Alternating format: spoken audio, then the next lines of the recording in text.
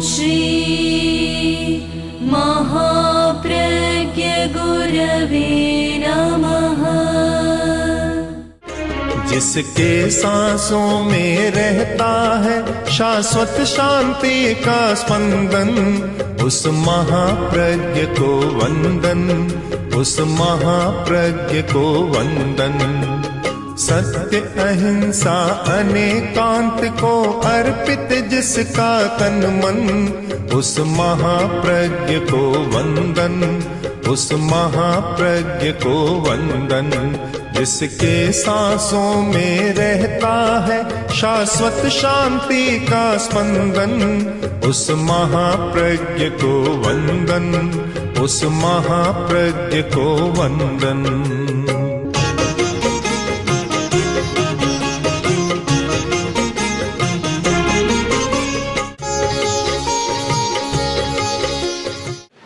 प्रयोजन मनुद्दिश्य मंदोपि न प्रवर्तते। आदमी कोई प्रवृत्ति करता है, उसके सामने एक प्रयोजन होता है। तर्कशास्त्रीय अवधारणा प्रस्तुत की गई कि प्रयोजन के बिना मंदोपि न प्रवर्तते। एक मंदमती लोग आदमी है जिसकी बुद्धि बहुत मंद है या चेष्टा भी मंद है, वह भी प्रयोजन के बिना कोई काम नहीं करता। एक प्रयोजनवाद बहुत बड़ा सिद्धांत है। हम हर प्राणी को देखें तो हमें सामान्यतः लगता है कि एक काम कर रही है,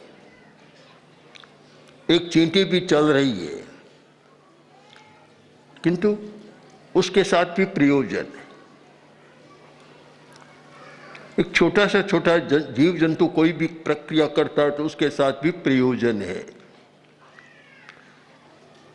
एक भ्रमर खूब चक्कर लगाता है, ऐसा लगता है कि केवल घूम रहा है, उसके पीछे भी एक प्रयोजन है। और 2-4 घंटा बाद पता लगता है कि वह घूम रहा था और उसने अपना घर बना लिया, मिट्टी ला रहा था, घर बना लिया। यदि हम सूक्ष्म दृष्टि से, वैज्ञानिक दृष्टि से विवेचन करें, देखें, तो पता लगेगा कि हर प्रवृत्ति के पीछे कोई न कोई प्रयोजन है। बिना प्रयोजन आदमी काम नहीं करता। अब प्रयोजन को 3 भागों में विभक्त किया गया। एक स्वयं के लिए अपना प्रयोजन, अर्थ प्रयोजन, अर्थ है प्रयोजनम, अर्थ का एक अर्थ है प्रयोजन। तो स्वयं के लिए जो अपने प्रयोजन से कोई काम करता है वह हो गया स्वार्थ। दूसरे का कोई प्रयोजन है और उसकी पूर्ति करता है वह हो गया परार्थ, पर प्रयोजन के लिए काम। तीसरा है परम अर्थ, यानी परम के लिए प्रयोजन है परम, परम की प्राप्ति, वह परमार्थ। 3 शब्द बन गए प्रयोजन के साथ, स्वार्थ, परार्थ और परमार्थ।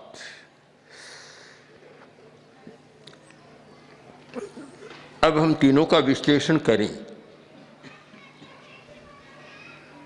जिनका व्यवहार के साथ भी बहुत गहरा संबंध है।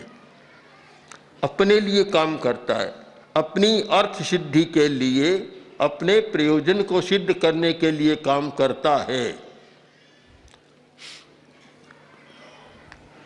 इस वृत्ति के लोग बहुत होते हैं जिनमें स्वार्थ सिद्धि प्रधान होती है। बस अपना काम बन जाना चाहिए जैसे तैसे, फिर दूसरे की चिंता करने की जरूरत नहीं है। मुझे सेवा दे, मेरा प्रयोजन सिद्ध करे, वह तो है विनीत। मेरा प्रयोजन सिद्ध न करे, भाषा बदल जाती है। वहां अविनीत सब सामने आ जाता है। मेरा प्रयोजन सिद्ध करे वह अच्छा आदमी है, और मेरा प्रयोजन सिद्ध न हो तो अच्छा नहीं आदमी, निकम्मा आदमी है। ये सारी वृत्तियां चलती है स्वार्थ के आधार पर।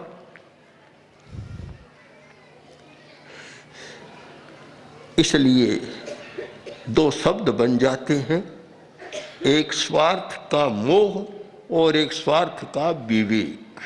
स्वार्थ का मोह एक प्रकार की विकृति है चिंतन की, मन की या चेतना की,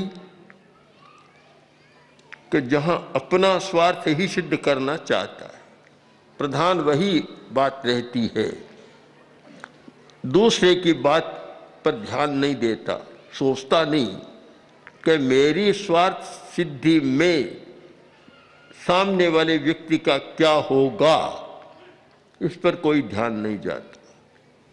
यह है स्वार्थ मोह, जहां व्यक्ति में एक प्रकार की मूढ़ता पैदा हो गई और वह अपना ही ध्यान रखता है, अपना ही चिंतन करता है। व्यवहार की बहुत सारी समस्याएं इस स्वार्थ मोह के कारण पैदा होती है। तो बस जो अपना काम स्वार्थ सज जाए अच्छी बात है, वह आदमी भी अच्छा, वह सहवर्ती भी अच्छा, और उसकी हर प्रवृत्ति भी अच्छी। जिससे स्वार्थ नहीं सदता वह आदमी भी खराब बन जाता है, उसकी प्रवृत्तियां भी वांछनीय नहीं रहती, और उसके प्रति एक अन्य मनस्कता का भाव पैदा हो जाता है।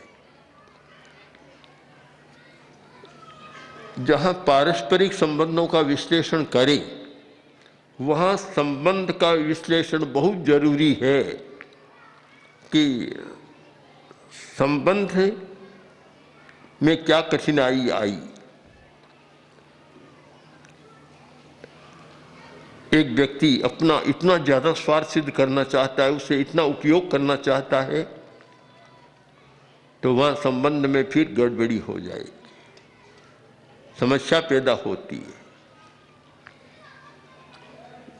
क्योंकि सामने वाला व्यक्ति उतना दे नहीं सकता या देना नहीं चाहता, और वह उतना लेना चाहता है, वह संबंध में फिर मधुरता समाप्त होती है। जहां जहां स्वार्थातिरेक होता है, वहां व्यवहार कटु बन जाएगा या व्यवहार विशृंखल बन जाएगा। स्वार्थ कोई बुरी बात नहीं है, छोड़ा भी नहीं जा सकता। एक स्वाभाविक मनोवृत्ति है स्वार्थ, उसे कोई आदमी छोड़ नहीं सकता।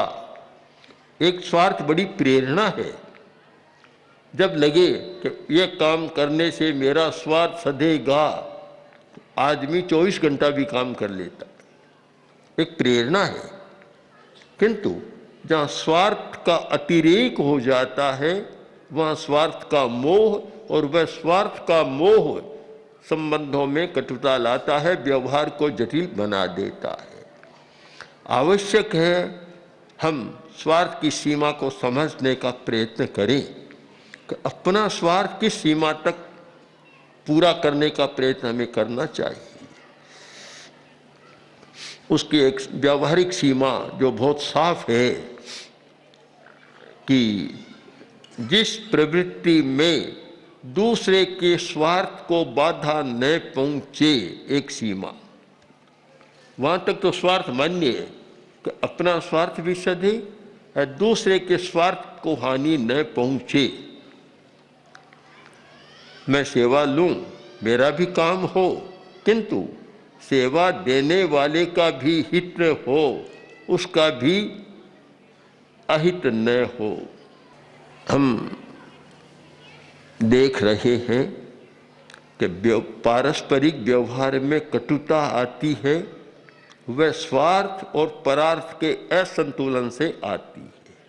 जहाँ स्वार्थ और परार्थ, मेरा हित, मेरा प्रयोजन सद रहा है और सामने वाले व्यक्ति का भी प्रयोजन सद रहा है, मैं स्वार्थ और परार्थ दोनों का संतुलन करता हूँ, दोनों की तरफ देखता हूँ, तब तो ठीक है, तब एक समस्या नहीं होती और व्यवहार बहुत अच्छा होता है। शायद इसीलिए ये शब्द चले हैं, स्वार्थ और परार्थ वही तिन्नाणम तारयाणम। स्वयं समस्या का पार पाएं और दूसरे की समस्या को भी हम सुलझाएं। केवल अपनी समस्या नहीं, दूसरे की समस्या को भी सुलझाएं। एक गृहस्थ आया, भाई श्रावक आया और बोला कि हमारे घर भिक्षा के लिए आए। साधु ने कहा कि देखो इतनी धूप है, पैर जलेंगे, अभी भिक्षा के लिए कैसे जाएंगे। तो उसने कहा मैं भी तो इतनी दूर से आया हूं, मेरे भी पैर जले हैं, पैदल आया हूं, जूते भी नहीं पहने, चप्पल भी नहीं पहनी। तो मुनि तत्काल खड़े हो गए कि चलो तुम्हारी इतनी भावना है तो मैं चलूंगा। तो एक अच्छा व्यवहार बन गया। और वहां अगर यह आग्रह हो जाए कि नहीं अभी नहीं जाना है, तो थोड़ी नीरसता विरसता पैदा हो जाती है। दोनों के हितों का, दोनों के भावों का, दोनों के विचारों का एक सामंजस्य कर जो व्यवहार करते हैं, तो वहाँ स्वार्थ और परार्थ दोनों का एक संतुलन होता है और वहाँ बहुत अच्छे संबंध रहते हैं, व्यवहार भी अच्छा रहता है। बहुत कठिन है परार्थ। सेवा लेने वाला ज्वर से ग्रस्त है, बुखार हो गया, वो सेवा देने वाला भी ज्वर से ग्रस्त है। अब तीसरा व्यक्ति सेवा करने आता है तो उसके पास जाता है, वह कहता नहीं मेरा तो ठीक है, तुम उसके जाकर उसकी सेवा करो, उससे पूछो। उसके पास जाता है तो वह कहता नहीं मेरी कोई खास बात नहीं, तुम वहाँ जाकर सेवा करो। दोनों में इतनी मिठास होती है कि इतनी मीठी मिश्री भी नहीं होती शायद। ये मेरा ध्यान दे रहा है, स्वयं बीमार है, मेरा ध्यान दे रहा है। वह सोचता है ये स्वयं बीमार है, मेरा ध्यान दे रहा है। जहाँ स्वार्थ और परार्थ का संतुलन होता है वह ऐसा होता है। आचार्य तुलसी उत्तर प्रदेश की यात्रा कर रहे थे, लखनऊ पधारे और उत्तर प्रदेश की गर्मी भयंकर बहुत होती है, बहुत भयंकर गर्मी। लू वहाँ की मारक होती है। राजस्थान में तो लू से कम लोग मरते हैं, उत्तर प्रदेश में बहुत लोग मरते हैं। तो भयंकर गर्मी, भयंकर लू, ये स्थिति थी। वहाँ हमारे दो मुनि बीमार हो गए। दोनों में अच्छे व्यवहार, अच्छे संबंध, साथ में रहने वाले मुनि जसकरण जी और मुनि मिलापचंद जी, और लू का चपेट में आ गई। वो स्थिति ऐसी बन गई कि ऐसा लग रहा कि बस थोड़े समय के पाहुने हैं दोनों ही। आचार्य तुलसी को वहाँ सायंकाल विहार करना था, घर में दोनों मुनि बीमार हो गए तो उनको वहीं रखने की व्यवस्था की और आचार्य वर ने विहार करना शुरू किया। उन्होंने वंदना की तो मुनि जसकरण जी ने वंदना की और बोले गुरुदेव शरीर की स्थिति पता नहीं कैसी हो गई है, पता नहीं क्या हो, पीछे से आप मिलाप का ध्यान रखना। और जब मुनि मिलापचंद जी दर्शन करने आए तो उन्होंने कहा गुरुदेव पता नहीं लू लग गई, शरीर की स्थिति ऐसी हो रही है, पता नहीं चलता क्या हो। अगर कुछ भी हो जाए तो कृपा करा मुनि जसकरण जी का ध्यान रखना। अब यह इतनी एक एकात्मकता, जो अनुभूति, सहानुभूति या एकत्वानुभूति कब होती है कि जब व्यवहार अच्छा होता है। और व्यवहार अच्छा कब होता है कि एक दूसरे के हितों का ख्याल रखा जाता है। केवल अपना स्वार्थ ही साधने की वृत्ति होती है, वह कभी ऐसा व्यवहार हो नहीं सकता। वहाँ तो ये होता है कि चलो चले जाए तो पिंडा छूटा और अपना खा लिया, एक नकारात्मक भावना ही पैदा होती है। तो हम इस पर बहुत गहराई से मनन करें, गहरे ध्यान दें कि कोई भी स्वार्थ ऐसा न हो जिसके पीछे करुणा न हो, जिसके पीछे हमारा विवेक न हो। समय का विवेक, क्षेत्र का विवेक, द्रव्य का विवेक और भाव का विवेक, ये जो विवेक चतुष्टयी है कि किस द्रव्य के साथ क्या करना चाहिए, किस क्षेत्र में क्या करना चाहिए, किस काल में क्या करना चाहिए और किस भाव अवस्था में क्या करना चाहिए, ये विवेक न हो तो वह स्वार्थ का मोह बन जाता है। और जिस स्वार्थ के पीछे करुणा का है, पृष्ठभूमि में करुणा और सामने विवेक, तो वह स्वार्थ परार्थ का संतुलन करने वाला स्वार्थ होता है। और वह स्वार्थ सुखद होता है, दुखदायी नहीं बनता।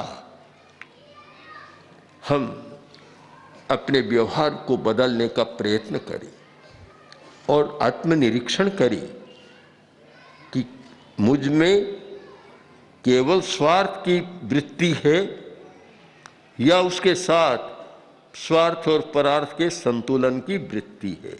केवल मैं अपना ही स्वार्थ देखता हूँ, दूसरे पर ध्यान नहीं देता, दूसरे का कुछ भी हो चाहे, तो फिर वह वृत्ति अच्छी नहीं होती। और मैं अपना स्वार्थ भी साधूं और साथ साथ में दूसरे का स्वार्थ भी बराबर देखूं, तो फिर वह वृत्ति अच्छी होती है, व्यवहार अच्छा रहता है और परस्पर में एकत्व होता है। सास बहू से सारा काम ले या बहू सारा सास पर छोड़ दे, पिता सारा काम पुत्र से ले, पुत्र पिता से ले,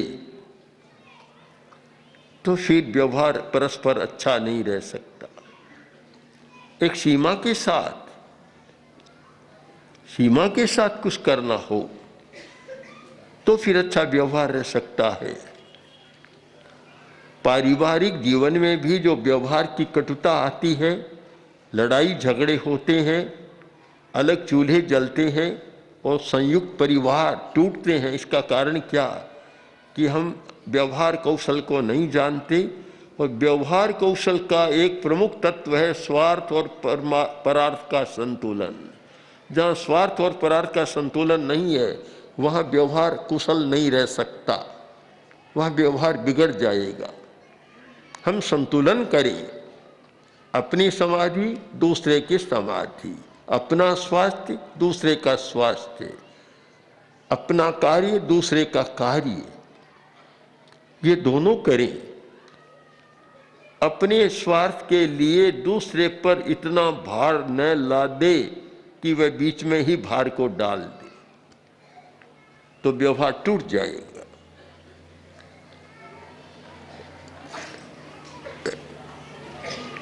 परमार्थ की बात आती है तब तो फिर स्वार्थ परार्थ दोनों गौण हो जाती है। परमार्थ में जो चला गया, जिस व्यक्ति की परमार्थ की चेतना जाग गई, उसमें तो अपार करुणा आ जाती है। फिर तो वह किसी का अनिष्ट कर भी नहीं सकता, किसी को सता भी नहीं सकता, किसी की उपेक्षा भी नहीं कर सकता। वहाँ तो फिर परम की बात आ गई। किंतु हम एक बार परम की बात को छोड़ दें, केवल स्वार्थ और परार्थ की सीमा में चिंतन करें, क्योंकि व्यवहार का संबंध ज्यादा स्वार्थ और परार्थ से है। आज की समस्या को देखता हूँ तो एक मालिक जितना अपना स्वार्थ साधना चाहता है उतना अपने कर्मचारी और मजदूर या नौकर चाकर स्वार्थ साधना नहीं चाहता।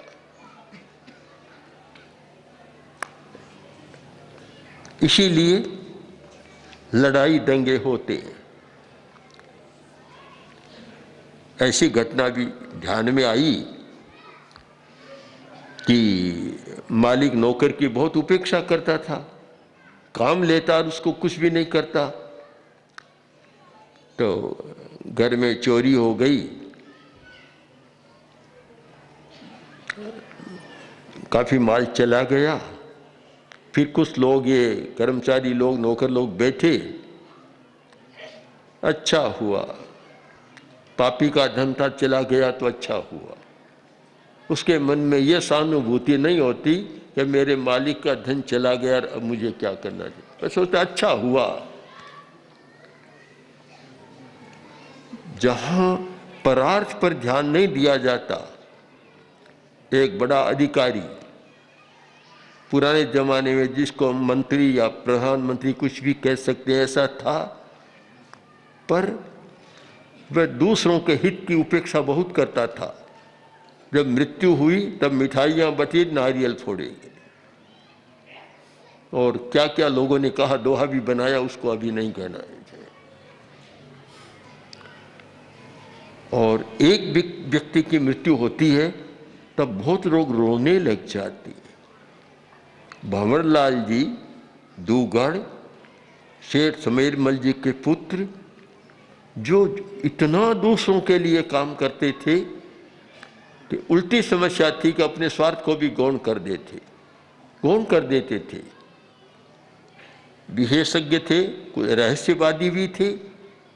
एक घर में गए, एक आदमी को बुखार थी, कोई सामान्य गरीब आदमी था, बुखार थी, छटपटा रहा था, मन में करुणा जागी, उसकी बुखार अपने पर ले ली, स्वयं रोगी बन गई। घर पर आए तो पिताश्री ने कहा कि भंवरलाल देख, और तू उपचार करता अच्छी बात है, पर यह करना कठिन होता है, ऐसा करना बड़ा जटिल है।